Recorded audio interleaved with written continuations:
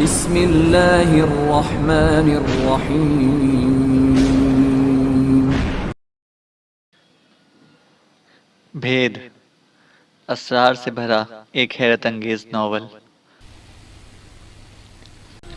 اس وقت بھی ایلوس اور ہارڈی ایک الگ تھلگ جگہ بیٹھے ہوئے باتیں کر رہے تھے۔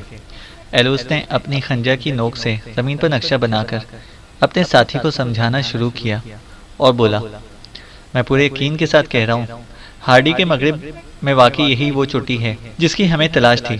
تم اس نقشے کو ذہن نشین کر لو، یہ ہمارا خیمہ ہے اور یہ اس جانب کا راستہ چوٹی کو جاتا ہے۔ ہم نے اب تک شمال کی جانب سفر کیا، لیکن اس جگہ سے ہمیں مغرب کی سمت مڑ جانا چاہیے۔ تم سمجھ گئے یا نہیں؟ شش شش، ہارڈی نے اچانک منہ سے آواز نکالتے ہوئے کہا۔ سامنے سے کامران چلا آ رہا تھا۔ وہ بولا، اس نقشے کو زمین سے مٹا دو، وہ آ رہا ہے۔ ہارڈی نے زمین پر بنا ہوا نقشہ مٹایا اور پھر کھڑے ہو کر زمین اپنے پیروں سے برابر کر دی اور اس طرح ہنس ہنس کر باتیں کرنے لگے، گویا کامران کی آمد سے بے خبر ہوں۔ لیکن ہارڈی کہہ رہا تھا، یہ شخص فولاد کی طرح مضبوط معلوم ہوتا ہے اور یوں لگتا ہے جیسے انتہائی جسمانی قوت کے ساتھ ساتھ ذہنی صلاحیتیں بھی رکھتا ہے۔ بہرحال ہم ہر طرح سے محتاط رہیں گے، کیونکہ کوئی بھی بات ہمارے لیے نقصان دہ ثابت ہو سکتی ہے۔ ایلوس نے کوئی جواب نہیں دیا اور چند لمحوں کے بعد کامران ان کے قریب پہنچ گیا۔ ہم دونوں اس چوٹی کے بارے میں غور کر رہے تھے، اس سامنے والی چوٹی کے بارے میں۔ پتہ نہیں اس کا کیا نام ہے؟ کون سی چوٹی؟ کامران نے چونک کر پوچھا۔ وہ جس پر برف چمک رہی ہے، ایلوس نے کہا۔ ہاں، لیکن مجھے اس کے بارے میں معلوم ہے۔ ان پہاڑوں میں ہر چوٹی کا کوئی نہ کوئی نام ضرور رکھا گیا ہے۔ تم جس چوٹی کی سمت میں اشارہ کر رہے ہو، اس کا نام ارزق ہے، لیکن بہت کم لوگوں کو یہ چوٹی دیکھنا نصیب ہوئی ہے، کامران نے بتایا۔ ارزق، یہ نام عجیب ہی ہے، میں نے یہ نام کبھی نہیں سنا، ہارڈی بولا۔ اگر ہمیں گارڈن بیچارے کی تلاش کا مسئلہ درپیش نہ ہوتا تو اس خوبصورت چوٹی کو نزدیک سے دیکھنے کی کوشش ضرور کرتے، ایلوس نے کہا۔ بشرط یہ کہ وہاں تک زندہ پہنچ جاتے، کامران نے کہا۔ کیوں؟ کوئی ایسی خاص بات ہے کیا؟ ایلوس بولا۔ ہاں، یہاں کے بارے میں ضرورت سے زیادہ معلومات مجھے بھی حاصل نہیں ہیں، لیکن چونکہ سیاحوں میں بھٹکتا رہا ہوں اور مختلف لوگوں سے بلکہ مقامی لوگوں سے یہاں کے بارے میں معلومات حاصل ہوتی رہی ہیں۔ یہاں کی پہاڑی قبائل کسی غیر ملکی کو اپنے علاقے میں برداشت نہیں کرتے، اس لحاظ سے یہ علاقہ بے حد خطرناک کہلاتا ہے، کامران نے کہا۔ بے شک، بے شک، اور یہ بھی سنا ہے کہ یہاں کے لوگ پتھروں کی پوجا کرتے ہیں اور جادوگر کہلاتے ہیں۔ اس علاقے ہی میں کہیں ایک شہر واقع ہے جس کا نام کونا ہے، مانی کونا، اور مانی کون میں ایک بہت بڑی بدھ خانقاہ بھی ہے، ہارڈی بولا۔ بالکل ٹھیک کہہ رہے ہو، ادھر کے رہنے والے لوگوں کے بارے میں سنا ہے کہ یہ لوگ شیطان کے پجاری ہوتے ہیں، کامران نے کہا۔ مگر مجھے یہ سب بکواس معلوم ہوتی ہے، ایلوس نے کہا۔ نہیں، یہ بکواس نہیں ہے، حقیقت ہے، وہ شیطان کی پوجا کرتے ہیں۔ ہم اس علاقے کے دراصل بالکل قریب ہیں، جس جگہ ہم اس وقت خیمہ زن ہیں، یہ قبائل کا علاقہ ہے۔ یہ قبائلی بڑے جیالے لوگ ہوتے ہیں، اپنے علاقے میں کسی اجنبی کو نہیں آنے دیتے۔ ہماری خوش قسمتی ہے کہ انہوں نے ہمیں ابھی تک نہیں دیکھا۔ خاص طور پر ان لوگوں کو سفید چمڑی والوں سے بے پناہ نفرت ہے، کامران نے بتایا، اور ایلوس کے چہرے پر ناخوشگوار سی کیفیت پھیل گئی، لیکن وہ کچھ بولا نہیں تھا۔ تھوڑی دیر بعد اس نے کہا، لیکن اس ویران بنجر علاقے میں کیا رکھا ہے جو وہ اتنا ڈرتے ہیں؟ وہ ڈرتے نہیں ہیں کسی سے، ان کا تعلق قدیم قبائل سے ہے جو سکندر اعظم اور چنگیز خان کے دور سے آباد ہیں۔ مغل حملہ آوروں کے دور میں انہوں نے اپنے مذہب کو تبدیل کر دیا اور اس کے بعد وہ انگریزوں کو اپنا بدترین دشمن سمجھنے لگے ہیں، کامران نے بتایا۔ پھر تو یہ علاقہ واقعی ہمارے لیے بڑا خطرناک ہے، ایلوس نے کہا۔ ہاں، کامران بولا، اس لیے اب ہم یہاں سے شمال کی جانب سفر کریں گے تاکہ ان قبائل سے واسطہ نہ پڑے۔ امید ہے کہ ایک ہفتے کے اندر اندر ہم کسی مناسب جگہ پر پہنچ جائیں گے۔ کیا تمہیں یقین ہے کہ تمہارے دوست گارڈن کو اسی علاقے میں اغوا کیا گیا ہے؟ کامران نے کہا۔ ہاں، خدا کرے کہ وہ اب تک زندہ ہو، ایلوس نے دکھ بھرے لہجے میں کہا۔ یہ بالکل اتفاق ہے کہ اس بار والش نے اس علاقے کے بارے میں تفصیلات بتائی تھیں۔ یہ اس وقت کی بات ہے کہ جب خود کامران کو وہاں سے اغوا کر لیا گیا تھا اور اس کے بعد اس نے ایک عجیب و غریب زندگی گزاری تھی۔ چنانچہ اس نے اسی نظریے کو سامنے رکھتے ہوئے کہا، اگر اسے قبائلیوں نے اغوا کیا ہے تو اتنے عرصے تک اس کے زندہ رہنے کا کوئی امکان نہیں ہے۔ تاہم مجھے کوئی اعتراض نہیں ہے، کامران بولا۔ اگر دوست تم وہاں تک ہماری رہنمائی کر دو تو ہم تمہارے بہت شکر گزار ہوں گے۔ ظاہر ہے کہ تم ان کے بارے میں کسی قدر کچھ جانتے ہو، تو تم یقیناً ہمیں وہاں تک پہنچا بھی سکتے ہو، ایلوس نے کہا۔ کوشش کر سکتا ہوں، کامران نے جواب دیا۔ بہرحال تمہیں شکار وغیرہ سے کوئی دلچسپی ہے؟ ہارڈی نے بولا۔ ہاں کیوں نہیں، کامران نے کہا۔ تو پھر اپنی مہارت کا مظاہرہ کرو، ایلوس نے اسے رائفل دیتے ہوئے کہا، اور کامران مسکراتے ہوئے کھڑا ہو گیا۔ اسے رائفل کندھے پر ڈالی اور بولا، زندگی تمہارے ساتھ ہی گزارنی ہے، کچھ عرصے تک ویسے یہاں شکار کے آثار ہیں، میں جا کر دیکھتا ہوں، شاید کچھ مل جائے، البتہ مجھے دیر ہو سکتی ہے، ممکن ہے کہ شام ہو جائے، کامران نے کہا۔ کیا پیدل جاؤ گے؟ ایلوس نے پوچھا۔ ہاں فکر مت کرو، شکار لے کر ہی آؤں گا، کامران نے ہنستے ہوئے کہا۔ کامران جب ڈھلوان پر پہنچ کر نگاہوں سے اوجھل ہو گیا تو وہ دونوں آہستہ آہستہ چلتے ہوئے بلند ٹیلے تک پہنچے اور اوپر پہنچ گئے۔ پھر وہ اسے دیکھتے رہے اور اس کے بعد خاموشی سے کیمپ کی طرف روانہ ہو گئے۔ خیموں کے سامنے ان کے ملازم کام میں مصروف تھے۔ ان میں 4 دراز قد تو ان کے ساتھ آئے تھے۔ ایک شخص یہیں انہی علاقوں میں مل گیا تھا۔ اس نے اپنی خدمات ملازم کی حیثیت سے پیش کر دی تھی۔ اس نے بتایا تھا کہ وہ اکثر ان علاقوں میں بھٹکتا رہتا ہے اور راستہ بھول جانے والوں کی رہنمائی کرتا ہے، اور اس کے نتیجے میں وہ لوگ اسے کچھ دے دیا کرتے ہیں۔ بہرحال اس شخص کا نام دیتو تھا۔ دیتو ایک پراسرار سا آدمی تھا اور کوئی بات سمجھ میں نہ آتی تھی کہ وہ کس طرح کا انسان ہے، لیکن بہرحال اس کی ذات سے اب تک ان لوگوں کو کوئی تکلیف نہیں پہنچی تھی۔ پہاڑی ویرانے میں دور دور تک کسی انسانی وجود کا نشان نظر نہ آتا تھا۔ ان کے خیالوں کے علاوہ ہر سمت اونچے بلند پہاڑوں کے سلسلے تھے اور ہر وقت مکمل سکوت طاری رہتا تھا۔ ہر طرف ویرانی چھائی رہتی تھی۔ بلند پہاڑیوں کی چوٹیوں پر یہ برف چمکتی رہتی تھی۔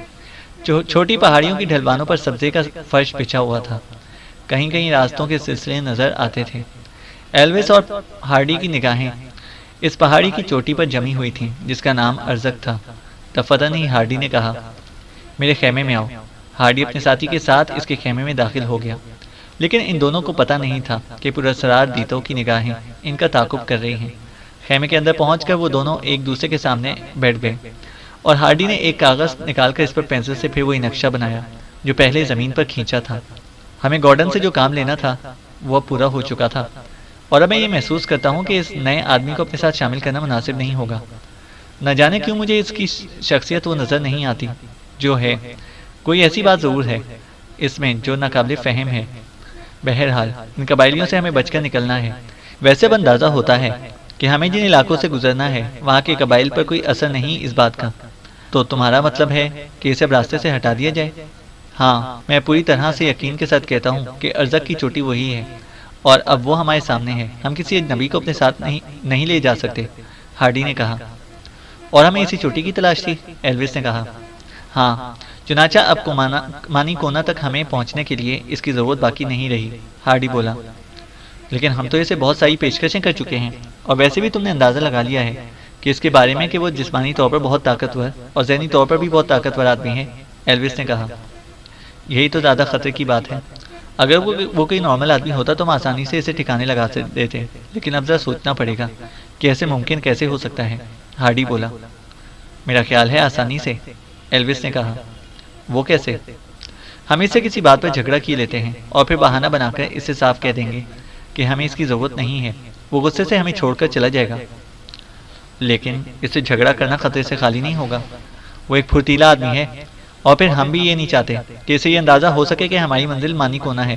وہ علاقوں سے واقف ہے اور جلد یہ پتہ چلا لے گا کہ ہم کس طرف گئے ہیں، ہارڈی نے کہا۔ تم ٹھیک کہتے ہو، واقعی کچھ اور سوچنا پڑے گا، لیکن ہر قیمت پر اسے ٹھکانے لگانا ضروری ہے۔ دفتر نہیں ایلوس چونک پڑا اور اسے پھرتی کے ساتھ اپنا پستول نکال لیا۔ پھر وہ سرگوشی کے انداز میں بولا، اسی طرح باتیں کرتے رہو۔ بات کیا ہے؟ ہارڈی نے کہا۔ کوئی خیمے کے باہر کھڑا ہماری باتیں سن رہا ہے، ہارڈی نے فوراً ہی بلند آواز میں بولنا شروع کر دیا، جبکہ ایلوس اٹھا اور آہستہ آہستہ چلتا ہوا آگے بڑھ گیا۔ پھر اسے پھرتی کے ساتھ خیمے کا پردہ ہٹایا اور جو کوئی سامنے تھا اس کا گریبان پکڑ کر اسے زور سے اندر کھینچ لیا۔ بدماش، چھپ کر ہماری باتیں سن رہا تھا، ایلوس نے غصے غضبناک لہجے میں کہا۔ دیتو اس کی کلائی سے اپنا گریبان چھڑانے کی کوشش کر رہا تھا، لیکن کامیاب نہیں ہو سکا تھا۔ اور اب جو ہمارے درمیان باتیں ہوئی ہیں یہ ان کا انکشاف کر دے گا۔ تو پھر اب کیا کرنا چاہیے؟ یار، میں تو پہلے ہی کہہ رہا تھا کہ کوئی نہ کوئی چکر ضرور ہے۔ پہلے یہ ہمیں ملا اور اس کے بعد وہ شخص جس نے اپنا نام کارمن بتایا، یا جو کچھ بھی، اور ہم سے اس کی صحیح ادائیگی نہیں ہوتی۔ اب یہ بتاؤ کہ کیا کیا جائے؟ فکر مت کرو، ہم نے اتنی محنت اس لیے نہیں کی ہے کہ یہ چوہا اسے برباد کر دے، ایلوس نے غصیلے لہجے میں کہا اور پھر پستول لہرا کر بولا۔ میرا خیال ہے کہ ہمیں اسے چھٹکارا پا لینا چاہیے۔ دیتو کا ہاتھ اس کی طرف بلند ہوا۔ نہیں، ایسا نہ کرو، وہ چیخا، لیکن اس کی آواز گولی کے دھماکے میں دب کر رہ گئی۔ یہی کرنا ہوگا۔ اس کے ساتھی کے ساتھ بھی یہ بات اب طے ہو چکی ہے کہ جان بوجھ کر ہمارے درمیان شامل ہوا تھا۔ پتہ نہیں ان لوگوں کا منصوبہ کیا ہے۔ یہ تو ایک طرح سے یہ کہنا چاہیے کہ کچھ نئے لوگ ہمارے راستے میں آ گئے ہیں۔ اس کے سوا کوئی چارہ کار نہیں ہوگا کہ اب اسے بھی ہلاک کر دینا چاہیے۔ گولی کی آواز سن کر ملازمین خیمے سے باہر آ گئے تھے۔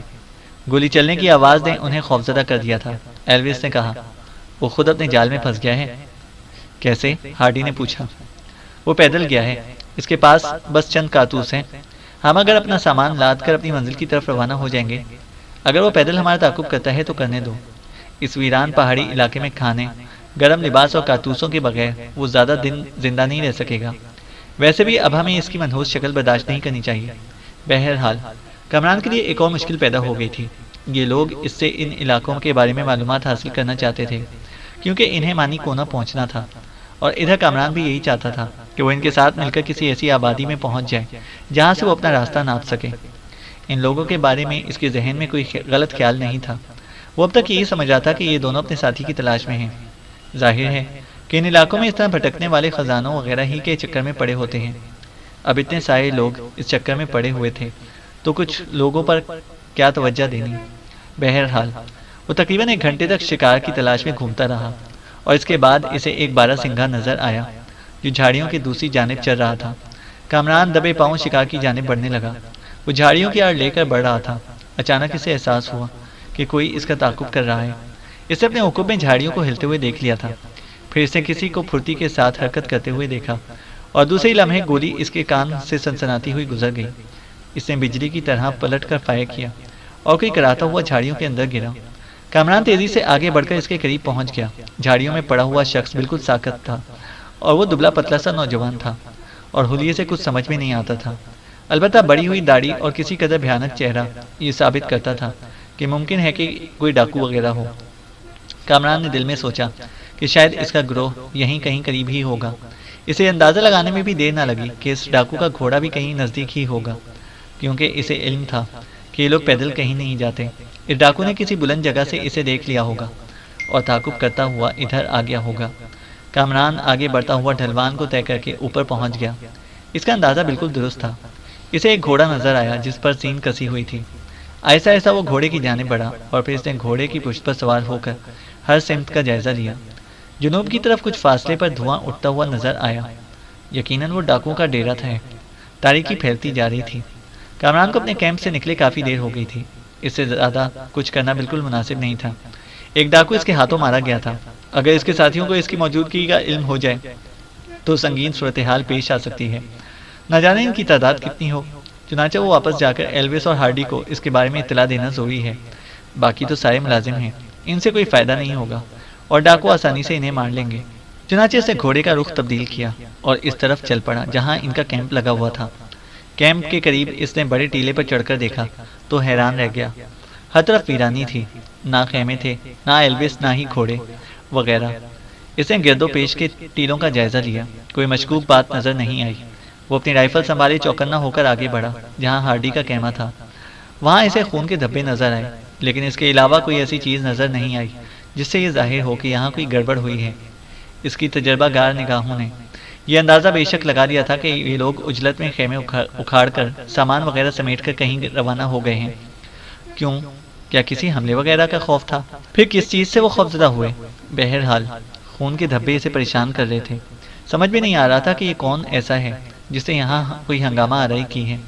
اس نے گھوڑوں کے چھوڑے ہوئے نشانات سے یہ اندازہ بھی لگا لیا کہ وہ لوگ مغرب کی بجائے شمال کی سمت میں گئے ہیں جہاں کوہ ارزق واقع تھا۔ وہ حیران تھا کہ وہ لوگ اس خطرناک علاقے کی طرف کیوں گئے ہیں۔ نشان دیکھنے سے اندازہ ہوا کہ کسی بھاری چیز کو گھسیٹ کر لے جایا گیا ہے۔ وہ ان نشانات کے ساتھ چلتا ہوا ایک جھاڑی کے قریب پہنچ گیا جہاں ایک لاش پڑی ہوئی تھی۔ پہلی نظر میں وہ اسے مردہ ہی سمجھا تھا، لیکن اسے جھک کر دیکھا تو اس کی سانس چل رہی تھی۔ یہ دیتو تھا۔ اسے جلدی سے اس کے قریب پہنچ کر اس کا سر اپنے زانوں پر رکھ لیا۔ پانی کی بوتل اس کے منہ سے لگائی۔ نیم بے ہوش شخص نے کرا کرا کر آنکھیں کھول دی۔ اس کی دھندلائی ہوئی آنکھوں نے کامران کو پہچان لیا۔ کس نے تمہارے ساتھ ایسا کیا ہے؟ کامران نے غمزدہ لہجے میں پوچھا۔ بیچارہ اچھا انسان تھا، اور کامران کے ساتھ خاص طور سے اس کا رویہ بہت ہی اچھا تھا۔ بمشکل تمام اس کی منہ سے آواز نکلی، ایلوس۔ ایلوس: مگر کیوں؟ کامران نے پوچھا۔ وہ لوگ آپ کے خلاف باتیں کر رہے تھے، میں ان کے خیمے کے باہر چھپ کر ان کی باتیں سن رہا تھا، انہوں نے مجھے گولی مار دی۔ کیا کہہ رہے تھے وہ؟ کامران نے تشویش بھرے لہجے میں پوچھا۔ وہ لوگ مانی کونا جا رہے ہیں، وہ جس کی تلاش میں نکلے تھے اس کا کوئی وجود نہیں ہے، انہوں نے آپ سے جھوٹ بولا تھا تاکہ آپ کے ذریعے یہاں تک پہنچ سکیں۔ لیکن وہ مانی کونا کیوں گئے ہیں؟ بتاؤ، وہ مانی کونا کیوں گئے ہیں؟ کامران نے سوال کیا، مگر زخمی کی گردن ڈھلک گئی۔ کامران نے جھک کر دیکھا تو دیتو مر چکا تھا۔ وہ ایک لمحے تک اس مظلوم انسان کی صورت دیکھتا رہا اور پھر اس نے گردن ہلا کر کہا، کتے کے بچے، سارے کے سارے جھوٹے ہیں، سب کے سب فریبی، سب کے سب فریبی۔ ایک معصوم انسان کو اس طرح ہلاک کر دیا جیسے کوئی درندہ کسی کی گردن چبا لیتا ہے۔ غلط ہے، نہیں یہ غلط ہے۔ میں امن چاہتا ہوں، میری خواہش ہے کہ میں اس ہنگامہ آرائی کو چھوڑ کر واپس کرنل گلنواز کے پاس پہنچ جاؤں۔ کوئی دلچسپی نہیں ہے مجھے ان خزانوں سے، کوئی دلچسپی نہیں ہے مجھے کسی پراسرار علاقے کا حکمران بننے سے۔ بدھ مذہب سے میرا تعلق ہی کیا ہے جو میں بلا وجہ اس چکر میں پڑوں؟ نہ میں پاتال پرمتی ہوں، نہ پربھو، سب چکر بازی ہے۔ ہو سکتا ہے کہ میں کسی کا ہم شکل ہوں، لیکن اس کا مطلب یہ نہیں کہ میں اپنی مرضی کے خلاف کام کروں۔ اور آج میرے دل میں انتقام کے جذبے ابھر رہے ہیں، یہ تو غلط ہے۔ جس کا جو دل چاہتا ہے کر لیتا ہے۔ ٹھیک ہے ایلوس، تم لوگوں نے اگر مجھے بیوقوف بنانے کی کوشش کی ہے تو بے فکر رہو، میں تمہیں کامیاب نہیں ہونے دوں گا۔ بہرحال اس نے اسلاش کو وہیں دفن کیا اور پھر وہ گھوڑے کے قریب آ گیا۔ نہ جانے کیوں اس شخص کی موت پر اس بری طرح اثر انداز ہوئی تھی۔ پھر وہ اپنی فکر میں لگ گیا۔ اس پہاڑی علاقے میں سردی خاصی تھی، رات بسر کرنے کے لیے کوئی مناسب جگہ بھی نہیں تھی، نہ بستر تھا، نہ خیمہ، اور نہ کھانے پینے کا سامان۔ یہ بھی بس ایک اتفاق تھا کہ اس ڈاکو کا گھوڑا اسے مل گیا تھا۔ بہرحال اب اس کے علاوہ کوئی چارہ بھی نہ تھا کہ سفر جاری کیا جائے، یقیناً کوئی نہ کوئی آبادی مل ہی جائے گی۔ وہ دوہری کیفیت کا شکار تھا۔ ایک طرف تو دل یہ تمنا کر رہا تھا کہ جلد از جلد کوئی مناسب جگہ مل جائے تو وہ اپنے وطن کا رخ کرے، دوسری طرف نہ جانے کیوں اس کے دل میں ایک انتقامی جذبہ ابھر رہا تھا۔ بہرحال اسے یہ حیرت تھی کہ وہ لوگ مانی کونا کیوں گئے ہیں۔ یہ ممنوع علاقہ تھا اور اس کی سرحدوں میں کسی اجنبی کو داخل ہونے کی اجازت نہیں تھی۔ بہت عرصے ان علاقوں میں بھٹکنے کے بعد کامران کو خاصی معلومات حاصل ہو گئی تھیں۔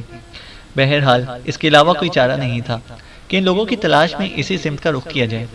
تاریکی پھیل چکی تھی، لیکن آسمان پر نکلنے والے تارے چمکنے لگے تھے۔ ان کی مدھم سی روشنی میں کامران کے لیے یہ راستہ طے کرنا مشکل نہیں تھا۔ گھوڑا تازہ دم تھا، اس لیے وہ اتنا وقت گزارنے کے باوجود ان لوگوں کو پکڑ سکتا تھا۔ اسے یقین تھا کہ وہ تمام لوگ راتوں رات سفر کریں گے اور اس بات سے مطمئن ہوں گے کہ وہ پیدل ہے، کتنا ہی تیز کیوں نہ چلے، ان تک نہیں پہنچ پائے گا۔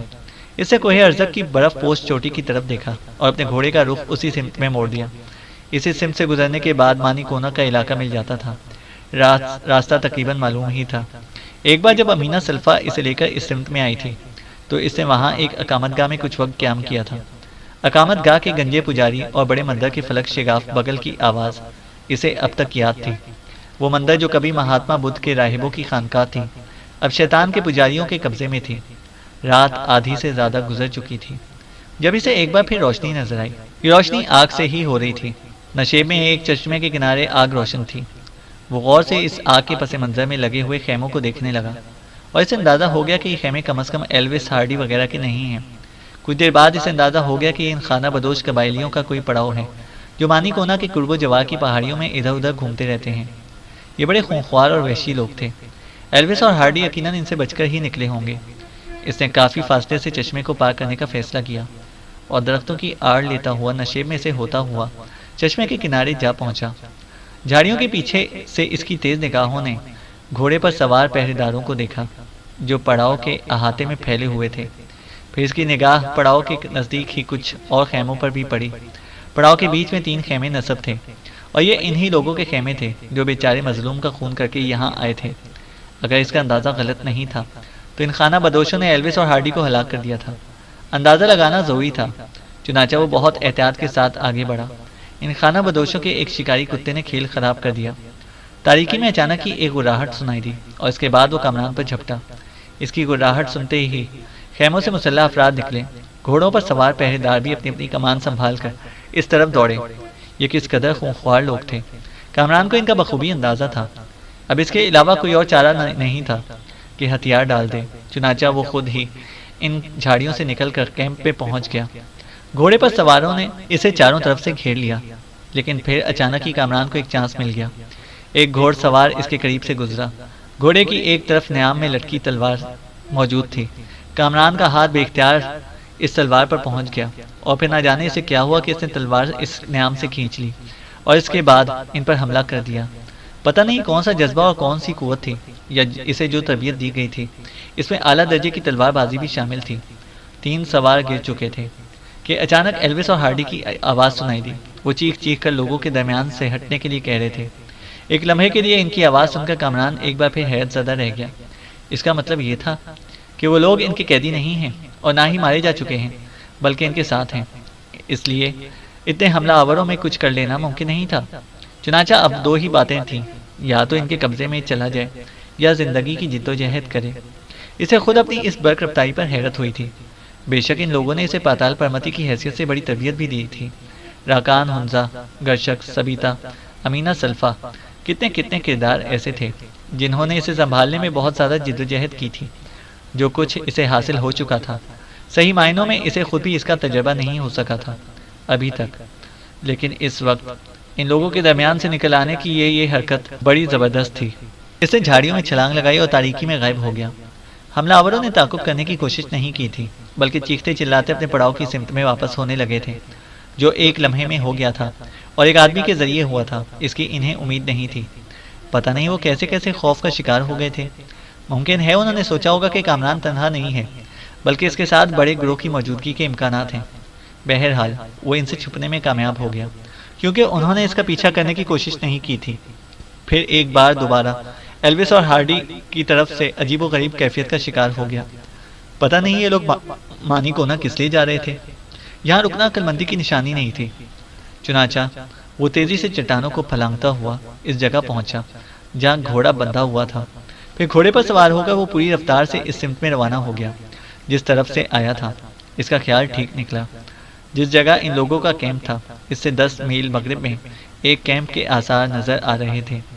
جلتی ہوئی آگ کی روشنی میں اسے خیمے صاف نظر آنے لگے۔ ایک بلند چٹان کے آڑ میں اس نے گھوڑے کو روک کر درختوں سے باندھ دیا اور نرم گھاس پر چٹان سے ٹیک لگا کر دراز ہو گیا۔ اس نے آنکھیں بند کر لیں، لیکن ذہن جاگ رہا تھا۔ تھکن دور کرنے کے لیے یہ ایک مناسب جگہ تھی۔ آخرکار صبح کا اجالا پھوٹنے لگا۔ حالانکہ ابھی روشنی نہیں ہوئی تھی، لیکن کیمپ میں زندگی کے آثار نمایاں ہو گئے۔ آگ دوبارہ روشن ہو گئی اور کھانے کی خوشبو فضا میں پھیلنے لگی۔ لوگوں کے چلنے پھرنے اور باتیں کرنے کی آوازیں سنائی دینے لگی تھیں۔ یہ خانہ بدوش قبیلہ تھا جو لوٹ مار اور ڈاکہ زنی پر گزارا کرتا تھا۔ ان کے ساتھ عورتیں نہیں ہوتی تھیں تاکہ بھاگتے وقت دشواری نہ ہو۔ بہرحال اس وقت بھی وہ لوگ روانگی کی تیاریاں کر رہے تھے۔ گھوڑوں پر زین کسی جا رہی تھی، ہتھیار باندھے جا رہے تھے۔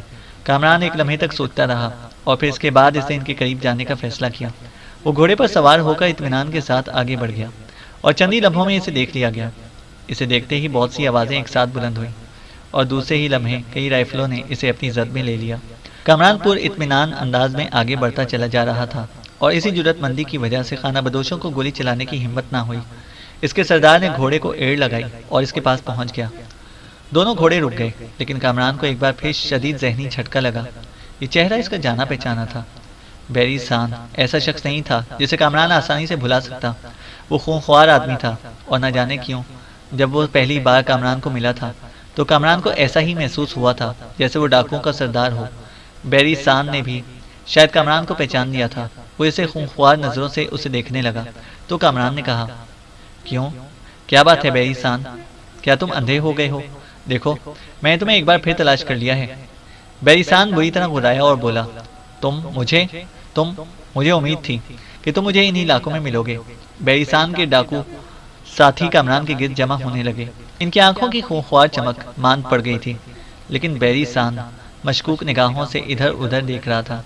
کامران بیری سان کے بارے میں جانتا تھا کہ یہ انتہائی ظالم اور مکار ہے۔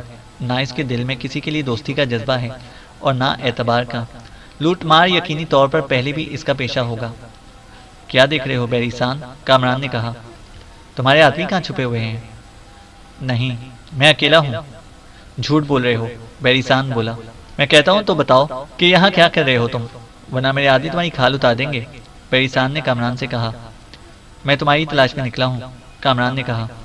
بیوقوف بنا رہے ہو مجھے، بیری سان بولا۔ تم ہو ہی بے وقوف، کامران بولا۔ دیکھو، ہوش و حواس درست کر کے بات کرو، یہ تیرے باپ کی جاگیر نہیں ہے۔ ابھی اس کے جملے پورے بھی نہ ہوئے تھے کہ کامران کا ایک بھرپور تھپڑ اس کے رخسار پر پڑا۔ ضرب اتنی غیر متوقع تھی کہ وہ گھوڑے سے گرتے گرتے بچا۔ اس کا ہاتھ پھرتی سے کمر تک گیا، لیکن وہیں رک گیا۔ کامران خود بھی تیار تھا، پھر اس کی گررائی ہوئی آواز ابھری۔ اگر تم لوگوں نے کسی نے بھی حرکت کی تو اپنی موت کے ذمہ دار خود ہوگے۔ میرا تم سے کوئی جھگڑا نہیں، بیریسان سے بھی میری کوئی دشمنی نہیں ہے، لیکن اب اچھے دوست بھی نہیں ہیں، کامران نے کہا۔ پکڑو پکڑو اسے، میں اس کی کھال اتار دوں گا، بیریسان بولا۔ لیکن کامران نے ان لوگوں کے انداز میں شدید جھجک محسوس کی، اور دوسرے ہی لمحے اس نے تلوار نکال لی۔ یہ وہی تلوار تھی جو اسے گھوڑے سوار سے چھینی تھی۔ اس نے کہا، تمہارا سردار کتنا بزدل ہے کہ ایک آدمی سے مقابلہ کرنے کے لیے تم سب کو آگے بڑھا رہا ہے۔ کیا یہ تنہا میرا مقابلہ نہیں کر سکتا؟ بڑھتے ہوئے قدم رک گئے، وہ اپنے سردار کی سمت میں دیکھ رہے تھے۔ بیریسان کے منہ سے غصے سے جھاگ نکل رہا تھا۔ قبیلے کے اصول کے مطابق اب اسے اکیلے ہی کامران کا مقابلہ کرنا تھا، اور وہ اس چیلنج کے جواب میں خاموش رہتا تو اپنے لوگوں کی نگاہوں میں ہمیشہ کے لیے گر جائے گا۔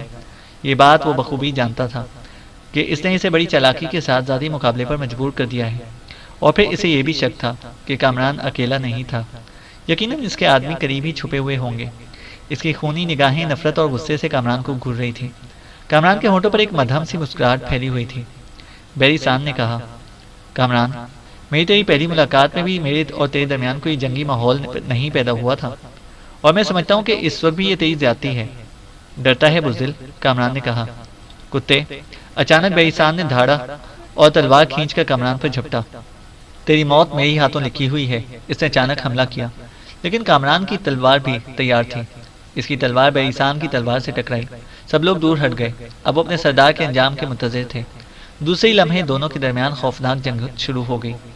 بیریسان کسی زخمی درندے کی طرح جھپٹ جھپٹ کر حملے کر رہا تھا۔ دونوں کے طبیعت یافتہ گھوڑے اپنے سواروں کے اشارے پر گھوم رہے تھے۔ کامران ابھی تک صرف دفاع کر رہا تھا۔ ایک بار پھر بیریسان نے گھرا کر حملہ کیا اور بولا، میں تیرا سر اپنے خیمے کے سامنے بانس میں نصب کروں گا، کتے۔ ابھی اس نے اتنا ہی کہا تھا کہ کامران کی تلوار اس کی گردن پر پڑی اور اس کا سر اچھل کر دور جا گرا۔ وہاں کھڑے لوگوں کے حلق سے آوازیں نکل گئیں۔ کامران نے انہیں گھورا اور بولا، اور کوئی ہے جو موت کا مزہ چکھنا چاہتا ہے؟ کوئی کچھ نہ بولا۔ بہت دیر تک خاموشی رہی۔ پھر کسی ایک نے کہا، ہاں، سردار مر چکا ہے، لیکن ہم اسے سردار نہیں مانیں گے۔ ایک شخص نے کہا، ہم اسے مار ڈالیں گے، دوسرے نے کہا، اور کامران اس کی طرف گھوم گیا۔ اسے ہم نے گھوڑے کو اس کی طرف بڑھایا تو وہ خوفزدہ ہو کر بھاگ نکلا۔ اس کے بعد کسی نے کچھ نہ کہا۔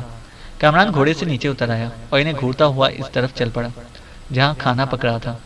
وہاں جا کر وہ ایک پتھر پر بیٹھ گیا، اور پھر اس نے مزید خوفزدہ کرنے کے لیے کھانے کی ہانڈی اٹھائی اور اس میں موجود گرم کھانا کھانے لگا۔ وہ سب اسے خوفزدہ نگاہوں سے دیکھنے لگے۔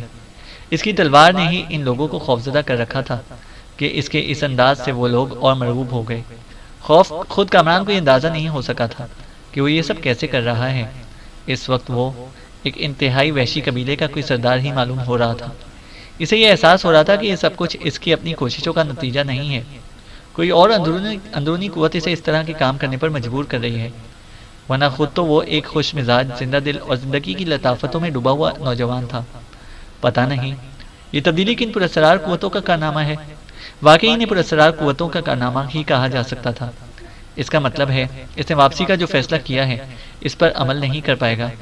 وہ پراسرار قوتیں جو اسے پالتال پرمتی اور نہ جانے کیا کیا کہتی ہیں اسے گھیرے ہوئے ہیں۔ راکان ہنزا بے شک اپنے عمل ترک کر چکا ہے اور کامران اس کے جنگل سے نکل چکا ہے، لیکن اس پراسرار علاقے کی پراسرار قوتیں اس کے ارد گرد پھیلی ہوئی ہیں، اور وہ اتنی آسانی سے ان کا پیچھا نہیں چھوڑیں گے۔ جس طرح وہ اس وقت وحشیانہ انداز میں اس گرم ہانڈی سے کھانا کھا رہا تھا، وہ ان لوگوں پر وحشت طاری کرنے کے لیے کافی تھا۔ ایک لمحے کے اندر کامران نے سوچا کہ اگر ان لوگوں کی غلامی سے حاصل ہو جائے تو یہاں بہت کام ہو سکتے ہیں۔ وہ حیران ہوا کہ اس نے کبھی انسانوں کو غلام بنانے کے بارے میں نہیں سوچا تھا۔ یہ کون سی پراسرار قوتیں ہیں جو اس کے ذہن پر حاوی ہو کر اسے ایک عجیب و غریب مقصد کے لیے اکسا رہی ہیں؟ اسے اپنی دوہری شخصیت کا احساس تھا۔ ایک طرف وہ صرف کامران تھا جو ان ہنگامہ آرائیوں سے ہٹ کر اپنی دنیا میں واپس چلے جانا چاہتا تھا، وہاں جہاں اس نے اپنی زندگی کے بہترین شب و روز گزارے تھے، اور ایک طرف یہ کیفیت تھی کہ آخر یہ سب کیا ہے؟ کیا اس کی ذات پر کوئی اور شخصیت حاوی ہو گئی ہے؟ کون ہے جو اسے ان سوچوں میں مبتلا کیے ہوئے ہے؟ غور کرنا پڑے گا، اس پر غور کرنا پڑے گا۔ یہ تو اچھی بات نہیں ہے۔ وہ اپنے آپ کو کسی کی تحویل میں دینا نہیں چاہتا تھا۔ اپنے طور پر زندگی گزارنے کا مزہ ہی کچھ اور ہوتا ہے، اور اب وہ امینہ سلفا اور اسی طرح کی دوسری شخصیتوں میں سے کسی کے جال میں پھنسنا نہیں چاہتا تھا۔ یہ غلط ہے کامران، اسے اپنے ذہن میں ایک آواز گونجتی ہوئی محسوس ہوئی اور وہ پوری طرح اچھل پڑا۔ آواز دوبارہ اس کے ذہن میں گونجی، ہاں، اس دوران تم نے پہلی بار میرا نام اپنی پیاری پیاری زبان سے پکارا ہے۔ کامران، مجھے معاف کرنا، تم جانتے ہو میری پوری زندگی ایک مشن ہے۔ اگر تم یہ سمجھتے ہو کہ تم ان تمام چیزوں سے فرار حاصل کر کے اپنی دنیا میں واپس جا سکتے ہو تو ابھی براہ کرم ابھی ایسے مت سوچو، اپنے طور پر فیصلے مت کرو۔ تمہیں ایک اہم کام کرنا ہے، کتنی پراسرار قوتیں تمہارے پیچھے کیوں نہ لگ جائیں، بہرحال وہ اہم کام کرنا ہے جس کے لیے تمہیں مخصوص کر دیا گیا ہے۔ براہ کرم ابھی اس سے بھاگنے کی کوشش مت کرو، اور جہاں تک میرا تعلق ہے تو میں تمہیں ایک بات بتا دوں کہ نہ صرف میں بلکہ سب جو تمہارے خواہش مند ہیں تمہیں نہیں چھوڑیں گے۔ کامران کے ذہن کو ایک جھٹکا سا لگا۔ اس نے پھٹی پھٹی آنکھوں سے ادھر ادھر دیکھا تو اسے پھر ایک آواز سنائی تھی، جے اکال بھوتری، جے پرم پرماتم۔ بھلا تم اسے کیسے بھول سکتے ہو جس کا تمہاری زندگی سے اتنا گہرا تعلق تھا کہ تم سوچو تو بھی سوچ نہ پاؤ گے؟ نہیں، ایسے مت سوچو، تمہیں ہمارا کام کرنا ہے، ہمارا کام کرنا ہے، تمہیں ہر قیمت پر۔ کامران کی آنکھوں میں سرخی سی بھر گئی، اسے یوں لگا جیسے وہ انوکھی آواز اس کے سارے وجود پر حاوی ہوتی جا رہی ہو۔ اس کی آنکھوں میں خون کی سرخ چادر پھیل گئی۔ ایک بار پھر اسے اپنا دماغ معاف ہوتا محسوس ہوا۔ غالباً پراسرار قوتوں نے اس کے ذہن پر اثر ڈالا تھا، کیونکہ ان دنوں وہ زیادہ سے زیادہ یہ سوچ رہا تھا کہ وہ کسی آبادی میں پہنچ کر اپنے مشن پر نکل جائے۔ چینل کو سبسکرائب کریں اور بیل آئیکن کو پریس کریں تاکہ ہماری ہر اپڈیٹ آپ کو بر وقت مل سکے۔